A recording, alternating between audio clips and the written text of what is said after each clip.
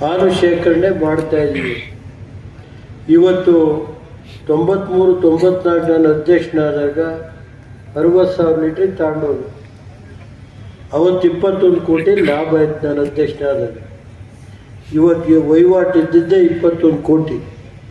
ಇವತ್ತು 2025ಕ್ಕೆ ಸುಮಾರು 2,725 ಕೋಟಿ ವಹಿವಾಟಿದೆ ಒಂದು ವರ್ಷಕ್ಕೆ. ಮತ್ತು ಇವತ್ತು 21 ಕೋಟಿ ಇದ್ದಂಥ ಸಂಸ್ಥೆ 2,725 ಕೋಟಿ ಇದೆ. ಇದನ್ನು ತಮ್ಮ ಗಮನಕ್ಕೆ ತರ್ತೀನಿ. ಈಗಾಗಲೇ ಹೈದರಾಬಾದಲ್ಲಿ ನಾನು ಸುಮಾರು ಪ್ರತಿನಿತ್ಯ ಹೈದರಾಬಾದಲ್ಲಿ 2-3 ಲಕ್ಷ ಲೀಟ್ರ್ ಹಾಲನ್ನು ನಾವು ಮಾರ್ತಾಯಿದ್ವಿ. ಒಂದು ದಿನಕ್ಕೆ 2 ಇಲ್ಲಿ ಮಾರೋದು ಬರೀ 2 ಲಕ್ಷ.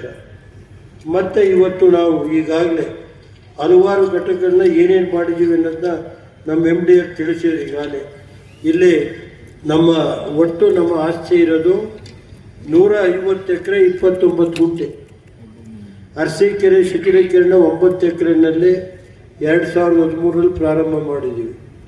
2018 14 ಎಕರೆ ಗೋದಾಮು ಇದರಲ್ಲಿ ಚನ್ನಪಟ್ಟಣದ ಹತ್ರ 60 ಲಕ್ಷ ಹಾಲಿನ ಗೋದಾಮು. ಇದೇ ಇಂಡಿಯಾದಲ್ಲಿದೆ.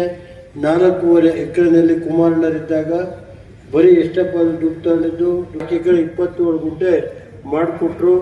ಅದರಲ್ಲಿ 60 ಲಕ್ಷದ್ದು ನಮ್ಮ ದುಡ್ಡು ಬಂಡವಾಳ, ಯಾರದೇ ಸರ್ಕಾರದ 10 ರೂಪಾಯಿ ಇಲ್ಲ. ಆಮೇಲೆ ನಂದಿನಿ ಕ್ಷೀರ ಪಶುಹಾರ ಘಟಕ 21ರಲ್ಲಿ 2 ಎಕರೆ 22 ಗುಂಟೆ ಕಾಮದಿಂದ ಭರಿಸಿದ್ದೀವಿ. ಮತ್ತು ಮೆಗಾ ಡೈರಿ ಹಾಲಿನ ಪುಡಿ ಘಟಕಕ್ಕೆ 66 ಎಕರೆ ಹೊಸ ಡೈರಿ ಮಾಡ್ತಾ ಇದ್ದೀವಲ್ಲ, ಅದರಲ್ಲಿ KDBಯಿಂದ ನಾವು ದುಡ್ಡು ಕೊಟ್ಟು ತಗೊಂಡಿರೋದು 66 ಎಕರೆ. 77ರಿಂದ 2008ರವರೆಗೆ 55 ಎಕರೆ, ಒಟ್ಟು 150 ಎಕರೆ 29 ಗುಂಟೆ